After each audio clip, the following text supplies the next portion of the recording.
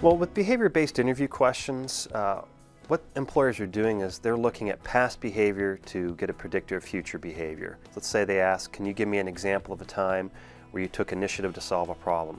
They want to hear a story about where you took initiative. And you need to organize that using the STAR technique, where you can talk about situation, task, action, and result. What I see a lot of students tend to do is they'll tell us a great story and forget the results. That's like watching a great movie and not seeing the ending of it. Well, the STAR technique helps organize their thoughts. Behavioral interviewing is telling a story. You're telling us a story, you're setting up the situation so we understand exactly what you're doing.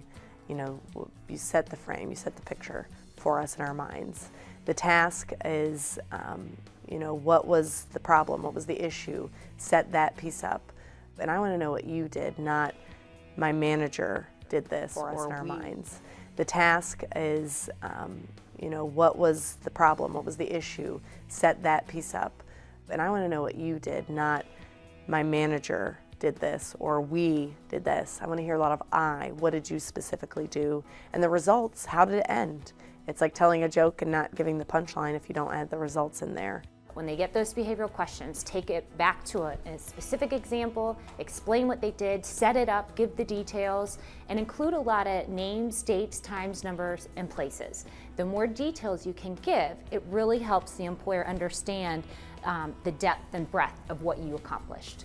Oftentimes if a student is giving examples that say, we did this and we did that when they're talking about a committee, I will stop them and say, that's great that your committee did that, but what specifically did you do? And what I find oftentimes— You really want to kind of go through your resume, go through, even go through the last couple of months of emails that you've had from student organizations, from your work, from different classes, and really get into the detailed, 1 or 2 or 3 detailed stories that you can tell, that you can actually know exactly what happened, exactly what the concept was, who was in the meeting, what the real problems were, what the detailed actions were, and not only what you did, but some of the options that you considered or that group considered before making the final decision, and then details in terms of what the result was. Well, David, can you tell me about a time where you set a goal and you thought you did everything possible to achieve that goal but still fell short? Sure. Actually, I had a similar experience during the summer of 2010 with UBS Investment Bank. I was working in their global healthcare group, and really one of the first type of tasks that we had was working with one of our major clients on a merger model. So we were doing a pitch for them and coming up with a hypothetical merger situation. And my task was to create the merger model and come up with the analysis so that we could show them our numbers so that it made sense. So one of my senior associates came to me and said, David, you know, this is your task. Go ahead with it. We're not going to help you out. Do your very best, and we'll come to you at the end of the day. So I literally spent the next, I would say, 12 hours of that day working at a computer on my merger model, which I thought, man, you know, I've spent 12 hours.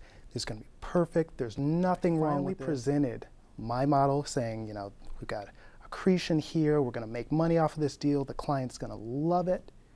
The very first thing they did once I printed it out was take a red pen and cross an X all the way through it.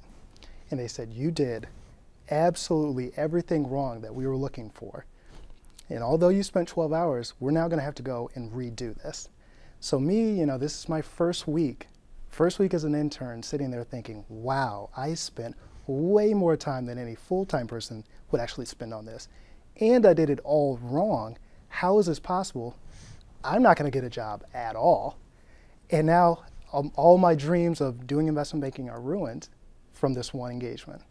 And what I later realized was the fact that, you know, when you come in, and this is what they told me at the end of the summer once I finally received a full-time offer, when you come in, they understand you don't know everything. You know, you're not supposed to know every single thing about investment banking or your internship in general. When you come in, they want to see that you are putting forth the full effort, you're going above and beyond, and really trying to do your best in terms of what they show you and what they want you to do.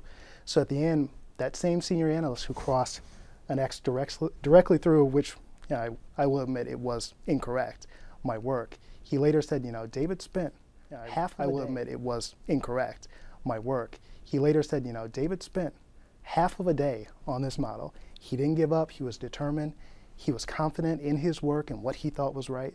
Even though it ended up being wrong, that same determination was what helped him to really be a perfect candidate for what we're looking for as a full-time analyst. So although I failed, and I definitely did fail, I did my best and I learned from that experience and ultimately got a return offer from UBS.